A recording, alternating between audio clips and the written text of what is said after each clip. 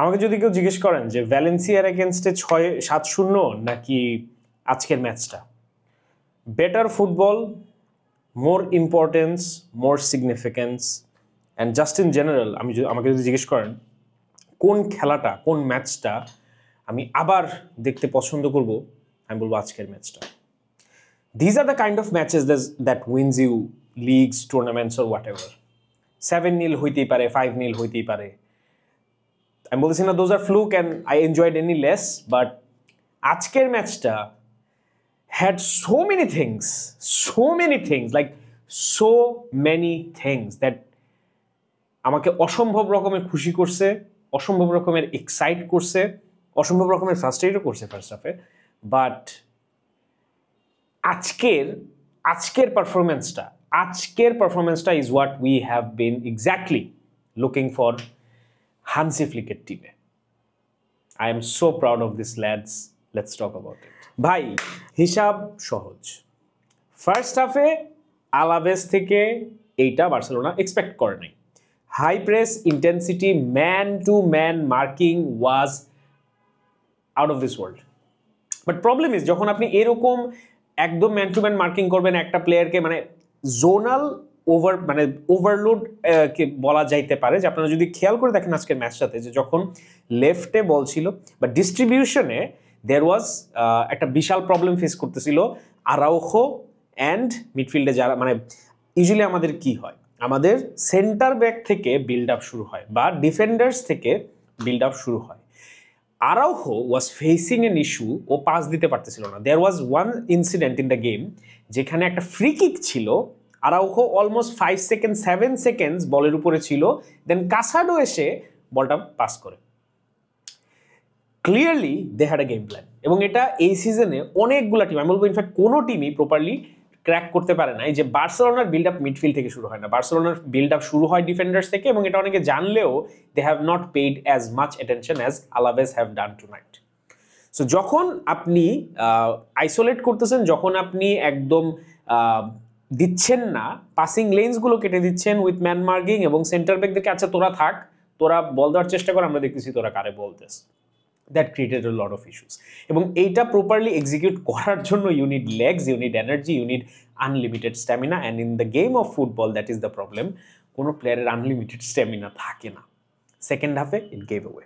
So first হাফে যে insane intense প্রেসিংটা ছিল, এবং আমার মনে হয় ফার্স্টের দিকে গাভির ইনজুরিটা একটা বিশাল সময় নেয়, মানে এত তাড়াতাড়ি যখন আপনার গেম প্ল্যান চেঞ্জ করা লাগে, because bringing on new players you have to some little bit you have to change the strategy.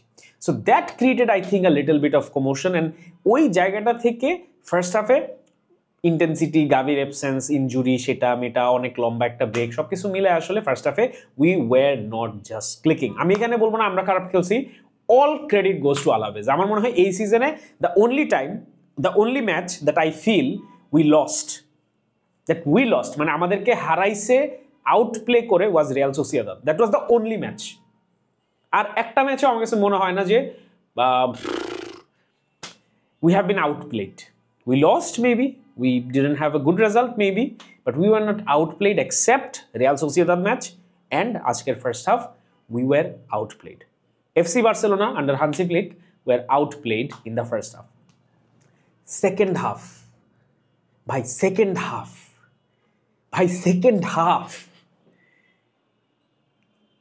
Hansi effing Flick has to be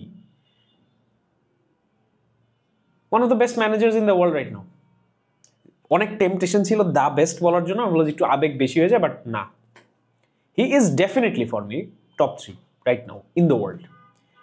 আপনি any decisive match against Madrid, against Bayern, against Benfica, against tonight, against Alaves, what insane substitutions. আরাউখোর first হাফের পারফরমেন্সের যে ব্যাপারটা আমি বললাম না, that is exactly যে Eric Garcia is a much more improved ball playing centre back.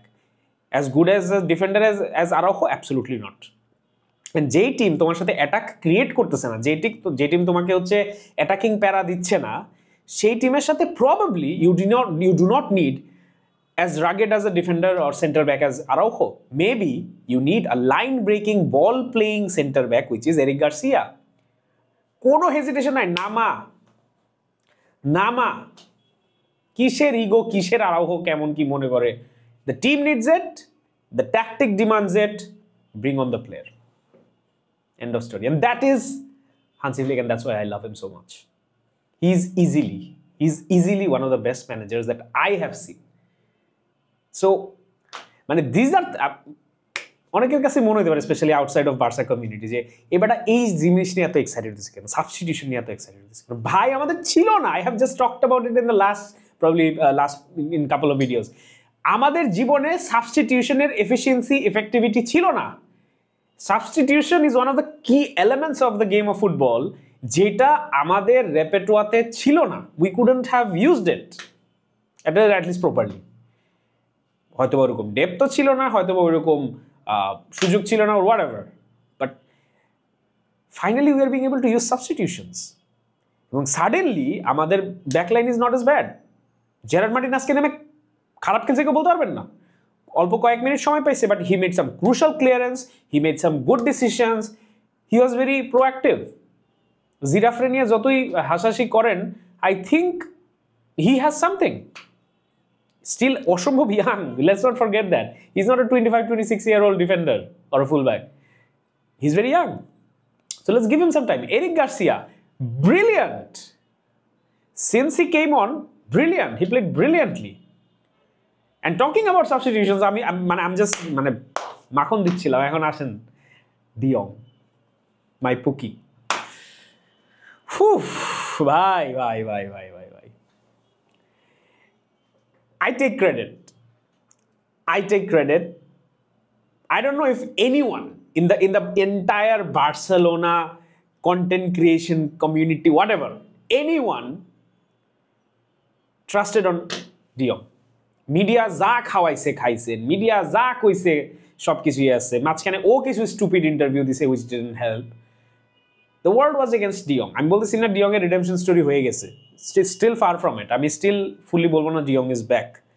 ওই পেনিট্রেটিভ পাস যতদিন না আসবে, যতদিন পর্যন্ত ওর ঢুকধাপ যেমন এরকম করে ঢুকে যেত পেনাল্টি বক্সের ভিতরে বল ড্রিবল করে, ওটা যতদিন কনসিস্টেন্টলি না থাকবে আমি বলবো না যে De Jong is back.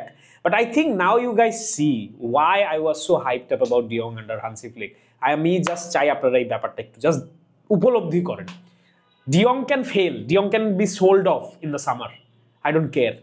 Actually I do care. But the point is, I just need you guys to see যে দেখেন by what I meant. And I'll argue with you guys আরেকটা জায়গাতে। আমার কাছে মনে হয় low blocks are not a Barcelona, let's say Hansi Flick specific issue. Any team will be annoyed by low blocks. Any team will face difficulty against low blocks. It's not a Hansi Flick Barca issue. আমি যে ডিসকাশনটা দেখেছি, it's invalid. I'm sorry, it's invalid.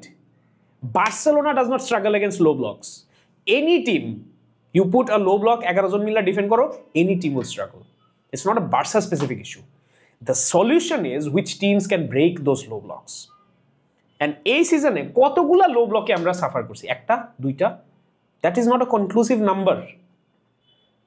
যেটা কথার কথা জাভির ক্ষেত্রে আমরা দেখছি, যেটা কথার কথা ইভেন জোসেপ গোয়ার্দিওলার আন্ডারে আমি দেখছি সাস্টেইনড ম্যাচের পর ম্যাচ 10টা 12টা 15টা ম্যাচ লো ব্লক খেলাই যেতেছে না। This is not a Flick Barca specific problem. In fact, we have trouble against high pressing teams, if anything. First half Alaves jeta khelse and second half Alaves jeta khelse, that should give you an example. যে কোন playing স্টাইলের সাথে আমরা actually struggle করি। লো ব্লকে গোল বের করে আনা ডিফিকাল্ট, খুব সিম্পল ফিজিক্স না ব্যাপারটা। আপনারা যদি 11টা প্লেয়ার একটা স্মল স্পেসে ক্রাউডেড করে রাখেন, সেই ক্ষেত্রে একটা অফেন্সিভ টিমের জন্য, যে জেতার জন্য খেলতেছে, যে গোল করার জন্য খেলতেছে, তার জন্য গোল বের করে আনা যে ডিফিকাল্ট হবে, এটা কি খুব সিম্পল ফিজিক্স না? বাট এইসব চাইল্ডিশ জিনিসপত্রে আমরা থিওরি বানায় ফেলাই। These are not theories, guys. These are not weaknesses. These are only challenges that a good world-class tactician needs to debunk. And এখানেই Hansi Flick gets his claims. আমি জানি না এই সিজনে আমি আর কোনো ম্যাচ দেখে তো হাইপড ছিলাম না যতটা আজকে। because I find today's match to be much more reassuring, much more promising, much more stress relieving than 7-0, 7-1, 5-0, 4-2, whatever. আমি জানি হান্সি ফ্লিকের টিম গোল করবে, বাট আমি জানতাম না হান্সি ফ্লিকের টিম এই ধরনের সিচুয়েশনে খেলা বের করে নিয়ে আসতে পারে in a situation where our rival has lost 3 points and we are absolutely bearing down on the neck. So guys, I'm extremely happy seeing De Jong, seeing Lamin, seeing a kid named Kubarsi, যার নিয়ে আমি জমায় রাখতেছি। আমি যেদিন ভিডিওটা ফালাবো ওই দিন আসলে অনেক এক্সপ্লোশন হবে, বিকজ আমি স্টুপিড একটা রিমার্ক করব, বাট আমি কুবার্সিকে নিয়ে এখন আরো বেশি কথা বলবো না। I don't want to talk about Cubarsi যেমন সাইলেন্টলি জাস্ট একদম খেয়ে দেয়, থাক, সাইলেন্ট থাক। আমি জাস্ট এতটুক বলতে চাই, if I was the manager of FC Barcelona and I was making the team sheet, the first name on my team sheet would be Pau Kubarsi. End of story. So guys, La Liga is back. আমি বলছিলাম 7 points এর সময় যে if we drop to let's say 9 points deficit, you could call the La Liga off. But now it's absolutely on, and it's unfortunate, I do not say it with any pleasure. Unfortunately, if Rudiger misses Osasuna, if Rudiger misses Atletico Madrid, things could get interesting. Things could get tough for Real Madrid. And I'm sure Atletico Madrid will drop points. I'm not even একটু audacious ব্যাপারটা, এটা নিয়ে গালি খাবো পরে। But to be very honest, with all due respect, my La Liga rival is Real Madrid. My La Liga competitor is Real Madrid. So I'm counting at least now 10 match day যখন 10 বাকি থাকবে বা এরকম কিছু একটা 8-10, তখন হয়তো বা চিন্তা করে দেখতে পারি পয়েন্ট টেবিলের বিশেষে। But as of now I have no doubt in my mind, the only rival in La Liga I have is Real Madrid. এবং ওই জায়গা থেকে things are getting interesting, things are getting exciting. La Liga is turning out to be a proper league to watch, except the referee decisions. It's horrendous. See you in the next video. Till then, Viscal Barca.